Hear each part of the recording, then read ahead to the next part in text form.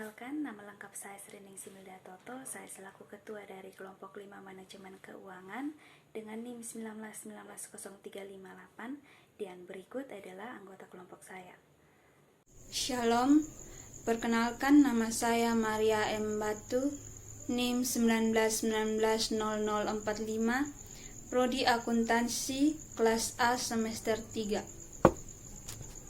Perkenalkan, nama saya Maria Serliana Ilibau, NIM 19190017, Prodi Akuntansi semester 3. Salam, perkenalkan nama lengkap saya Antoneta Malo dengan NIM 19190006. Materi selanjutnya, jika dividen saham PT Tata diharapkan tumbuh besar 10% per tahun, sedangkan dividen yang diharapkan pada tahun pertama sebesar rupiah 160-an dan harga pasar saham sekarang rupiah 2.160-an. Jadi pertanyaannya, berapakah biaya ekuitasnya? KE sama dengan D1 dibagi PO tambah G. KE sama dengan 160 dibagi 2.160 tambah 10%. KE sama dengan 7,4% ditambah 10%. Jadi hasilnya 17,4%. Di sini ada biaya ekuitas saham biasa baru atau ekuitas eksternal. Di bawah sini dirumuskan dua. Yang pertama, ekuitas eksternal dan biaya laba ditahan. Dan ada juga biaya flotasi, yaitu biaya-biaya yang harus dikeluarkan karena penerbitkan saham baru. Contoh, komisi pialang. Teman-teman bisa lihat rumusnya di bawah sini. Dan ada juga contohnya. Kita asumsikan bahwa Alit memiliki biaya flotasi sebesar 10%, maka biaya ekuitas $1,24 dibagi $23 kali 1 kurang 0,1 tambah 8%. $1,24 dibagi $20,70 ditambah 8%. Jadi 6% ditambah 8%, jadi hasilnya 14%. Contoh soal yang kedua, suatu perusahaan yang menerbitkan saham mengeluarkan biaya pengembangan 10%. Harga saham perusahaan tersebut saat ini berjumlah 21,73. Pertumbuhan saham diperkirakan 6,6% dan dividen yang akan dibayar pada akhir tahun berjumlah 1.341. Pertanyaannya, hitung biaya ekuitas eksternal. Di bawah sini dibagi menjadi 3. Yang pertama, biaya modal dihitung berdasarkan biaya untuk masing-masing sumber dana atau biaya modal individual. Yang kedua, namun jika pers menggunakan beberapa sumber modal, maka biaya modal yang dihitung adalah biaya modal rata-rata tertimbang dari seluruh modal yang digunakan. Yang ketiga, biaya modal rata-rata tertimbang ini disebut dengan weighted average cost of capital. Ini juga ada biaya modal rata-rata tertimbang. Weighted average cost of capital dibagi menjadi 4. Yang pertama, untuk menghitung biaya modal, kita menggunakan weighted average cost of capital. Dan yang kedua, weighted average cost of capital adalah rata-rata tertimbang dari seluruh komponen modal. Dan yang ketiga, komponen modal yang sering dipakai adalah saham biasa, saham preferen, hutang, laba ditahan. Dan yang keempat, seluruh komponen modal mempunyai satu kesamaan, yaitu investor yang menyediakan dana berharap untuk mendapatkan return dari investasi mereka. Teman-teman, di bawah sini ada rumus dari weighted average cost of capital. Teman-teman bisa lihat di bawah sini. Langsung saja diilustrasi. Andaikah Alit Food memiliki target struktur modal yang terdiri dari 45% utang, 2% saham preferen, 53% ekuitas saham biasa atau laba ditahan, tambah saham biasa, utang sebelum pajak 10%. Utang setelah pajak KD dikali 1 kurang T sama dengan 10% dikali 0,6 sama dengan 6%. Biaya saham preferen 10,3%. Biaya ekuitas saham biasa, laba ditahan 13,4%. Tarif pajak marginal 40%. Semua ekuitas barunya berasal dari laba ditahan. Jadi pertanyaannya, hitung biaya modal rata-rata tertimbang. Di sini teman-teman bisa lihat rumus dari weighted average cost of capital. Langsung saja 0,45 dikali 10% dikali 60% tambah 2% kali 10,3% tambah 53% dikali 13,4%. Jadi hasilnya dari weighted average cost of capital 10%. Perkenalkan, nama saya Angelina Kartini Meo, NIM 19190039. Hai, salam sejahtera bagi kita semua. Pada kesempatan kali ini saya akan menjelaskan materi manajemen keuangan mengenai biaya modal perusahaan seperti yang tertera pada slide berikut ini.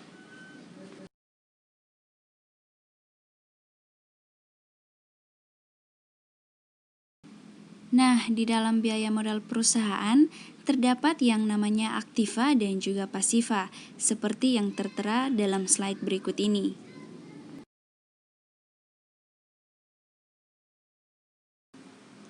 Di dalam biaya modal terdapat aset yang dimana terbagi menjadi dua bagian. Yang pertama ada biaya modal atau cost of capital, yang merupakan biaya real yang harus dikeluarkan oleh perusahaan untuk pengadaan aset dan operasional suatu perusahaan. Dan yang kedua, modal dapat dilihat di neraca sisi kanan, yang dimana terdiri atas hutang, saham biasa, saham preferen, dan laba ditahan. Kemudian, penentuan besarnya biaya modal ini dimaksudkan untuk mengetahui berapa besarnya biaya real yang harus dikeluarkan perusahaan untuk memperoleh dana yang diperlukan. Pentingnya biaya modal. Yang pertama, untuk memaksimalisasi nilai perusahaan mengharuskan biaya termasuk biaya modal diminimumkan. Yang kedua, keputusan penganggaran modal atau capital budgeting memerlukan estimasi biaya modal. Dan yang ketiga, keputusan penting lain seperti leasing dan modal kerja juga memerlukan estimasi biaya modal.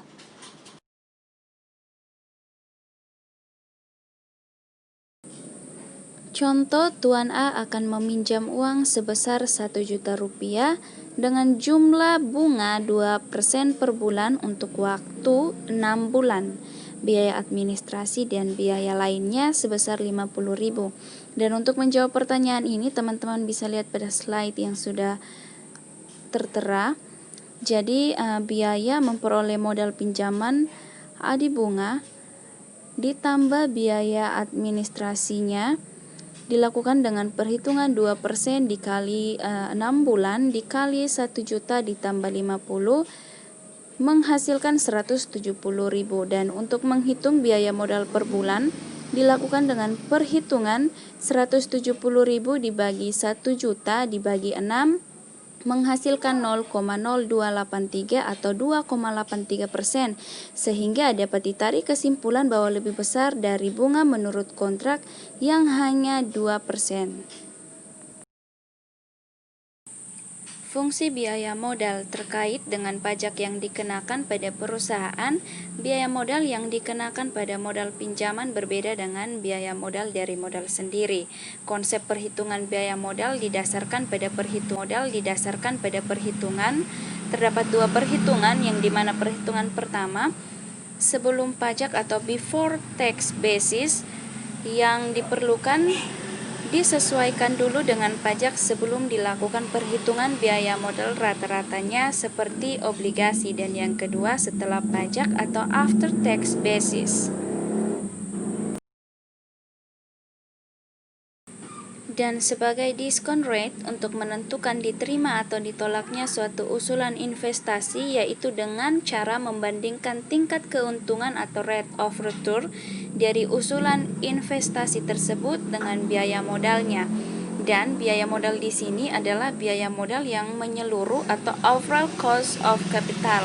Jadi misalnya jika kita menggunakan metode next present value atau profitability index untuk menentukan diterima atau ditolaknya suatu usulan investasi, maka biaya modal berfungsi sebagai discount rate yang digunakan untuk menghitung nilai sekarang dari proceeds dan pengeluaran investasi.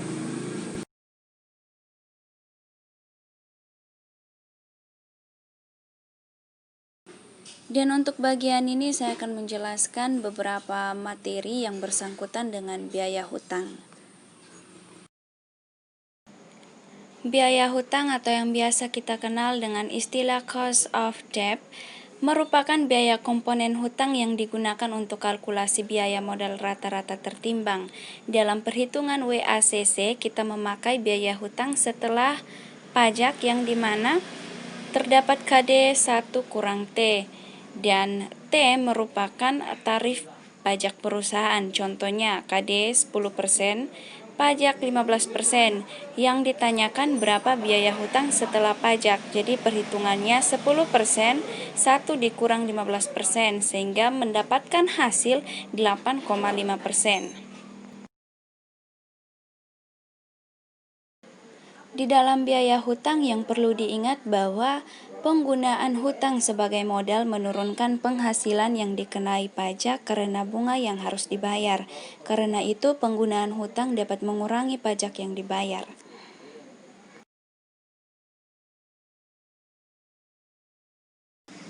Contohnya, suatu perusahaan membeli bahan baku secara kredit. Bunga dari kredit tersebut sebesar 10%, tingkat pajak penghasilan 40%, maka biaya hutang setelah pajak sebesar, jadi perhitungannya KT sama dengan KB, yang dimana 1 kurang T, sehingga 0,10, 1 kurang 0,40 menghasilkan 0,06, yang menghasilkan 6%, seperti yang tertera dalam slide berikut ini.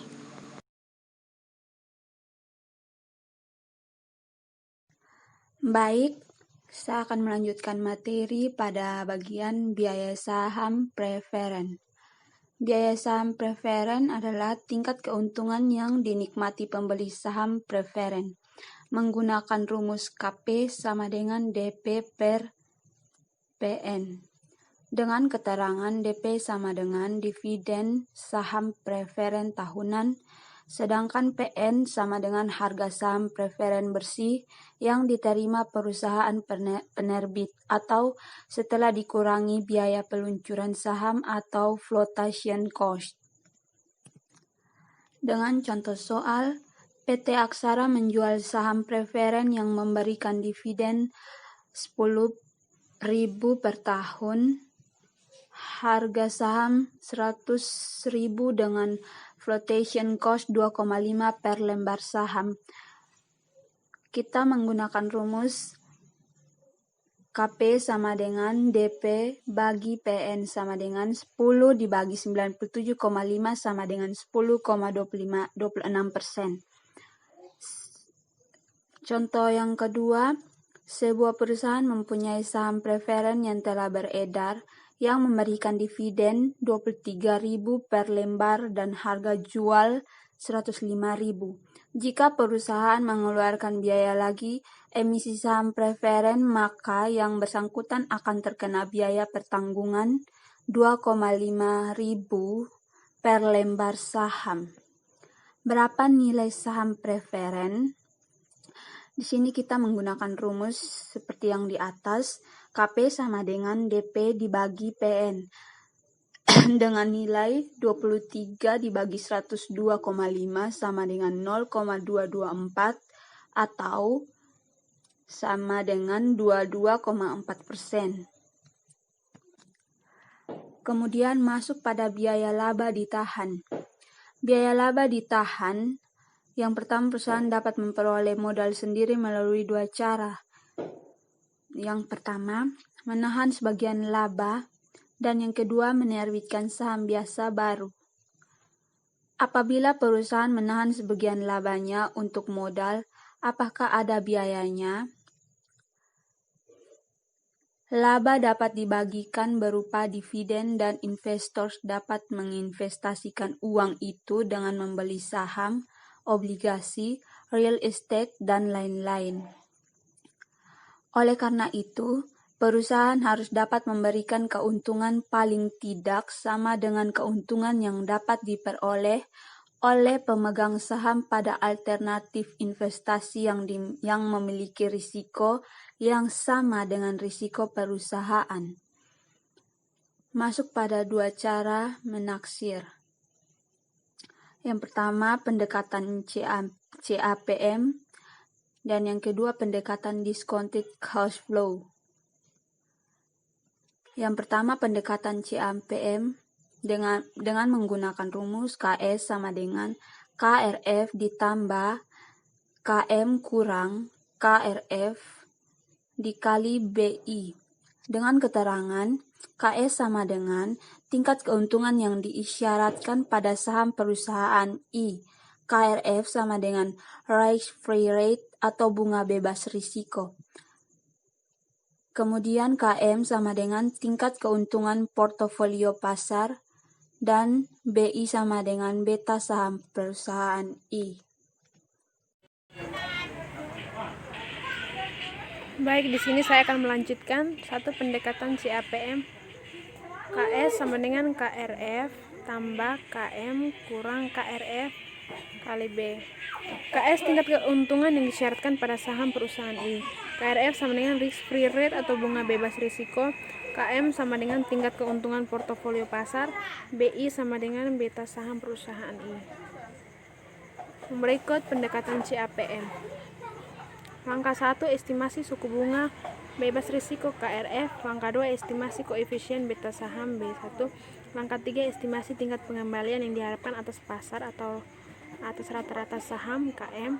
Langkah 4, substitusikan nilai sebelum kebersamaan CAPM untuk mengestimasi tingkat pengembalian yang diperluas atas saham pada pertanyaan. KS sama dengan KRF tambah KM kurang KRF kali BSI. Berikut ilustrasi CAPM. Asumsikan bahwa KRF sama dengan 8%, KM sama dengan 13%, dan BI sama dengan 0,7 untuk sebuah saham. Maka KS adalah KS sama dengan KRF tambah KM kurang KRF BI sama dengan 8% tambah 13% kurang 8% kali 0,7 sama dengan 8% tambah 5% kali 0,7 sama dengan 8% tambah 3,5% sama dengan 11,5%. Tes apabila BI sama dengan 1,8 hit KS. Yang berikut tes apabila BI sama dengan 1,8 hit KS. KS sama dengan KRF tambah KM. KS sama dengan KRF tambah KM kurang KRF kali B1. BI sama dengan 8% tambah 13% kurang 8% kali 1,8 sama dengan 8% tambah 5% kali 1,8 sama dengan 8% tambah 9% sama dengan 17%. Asumsikan bahwa KRF sama dengan 6%, KM sama dengan 10%, dan BI sama dengan 0,7 untuk sebuah saham. Maka KS adalah KS sama dengan KRF tambah KM kurang KRF BI sama dengan 6% tambah 10% kurang 6% kali 0,7 sama dengan 6% tambah 2,8% sama dengan 8,8%. Bila BI sama dengan 1,8, hitung kembali KS-nya. 2. Model diskonto dividen. Menjelaskan biaya ekuitas K, MRP, TK, diskonto yang menyimbangkan nilai sekarang dari keseluruhan dividen per lembar saham yang diharapkan di masa akan datang, sehingga biaya modal MRP, faktor diskonto DR dividen yang ada. Ya, kita bisa lihat di sini rumusnya. Jika dividen diharapkan mengalami pertumbuhan growth sebesar G per tahun, maka biaya ekuitas PO sama dengan, kita bisa lihat di sini, apabila diasumsikan bahwa biaya ekuitas K lebih besar daripada tingkat pertumbuhan dividennya, maka rumusnya menjadi, ya, kita bisa lihat lanjut. Ya, selanjutnya kita bisa lihat di sini, kita bisa baca di sini. Selanjutnya ilustrasi D, CF, perusahaan elit diperkirakan memiliki ROE yang konstan sebesar 13,4% yang diperkirakan akan membayar 40% dari labanya dan menahan 60% lainnya. Saham elit dijual pada harga 23. Dividen yang diharapkan selanjutnya adalah, hitunglah pengembalian yang diharapkannya. Baik, kita bisa lihat di sini.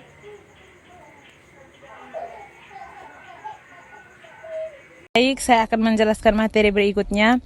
Maka biaya untuk tambahan modal adalah, teman-teman bisa lihat pada tabel biaya modal rata-rata tertimbang. Kemudian yang berikut biaya modal marginal. Biaya modal marginal yang pertama biaya tambahan untuk setiap unit baru. Yang kedua, biaya marginal tenaga kerja adalah biaya yang timbul karena menambah seorang tenaga kerja. Contohnya, apabila perusahaan menambah 10 orang tenaga kerja, maka biaya marginal tenaga kerjanya mungkin 500.000 per orang, tetapi bila 100 orang tambahannya, maka biaya marginalnya ini mungkin jadi 750.000 per orang, karena sulitnya mencari tenaga kerja sekian banyak dengan kapabilitas sesuai kebutuhan. Dengan rumus BPI sama dengan AFI dibagi WI, dengan dimana BPI sama dengan breakpoints untuk sumber pembiayaan I, AFI itu jumlah dana yang tersedia dari pendanaan I dengan biaya tertentu, WI itu sama dengan WI itu adalah bobot struktur modal dari sumber I. Ilustrasinya, perusahaan WDC mempunyai laba ditahan sebesar 300.000 dengan biaya KS sama dengan 13%. Jika mengeluarkan saham baru dengan biaya lebih mahal, KS sama dengan 14%. Perusahaan memperkirakan hanya dapat memperoleh pinjaman sebesar 400.000 dengan biaya KD sama dengan 5,6%. Tambahan hutang selanjutnya, maka biaya hutang akan menjadi KD sama dengan 8,4%. Biaya saham preferen 10,6%, sedangkan target struktur modal adalah 40, 10, 50 yang terdiri dari hutang, saham preferen, dan saham biasa. Jadi di sini ada 2 titik patahan atau breakpoints, di mana titik pertama itu ketika 300.000 dari laba ditahan dengan biaya 13%, yang kedua ketika tambahan dana 400.000 dengan biaya 5,6%. BP sama dengan 300.000 dibagi dengan 0,5 sama dengan 600.000. BP yang kedua sama dengan 400.000 dibagi 0,4 sama dengan 1 juta. Kemudian biaya modal rata-ratanya teman-teman bisa perhatikan pada tabel. Jadi dari tabel di atas dapat kita lihat bahwa batasan 0 sampai 600, maka WAC sebesar 9,8%. Jika diperlukan dana tambahan 400.000, maka 600.000 sampai dengan 1 juta, maka biaya mengikat menjadi 10,3%. Demikian juga jika perusahaan memerlukan dana yang lebih besar dari 1 juta, maka diperlukan WACC 11,5%.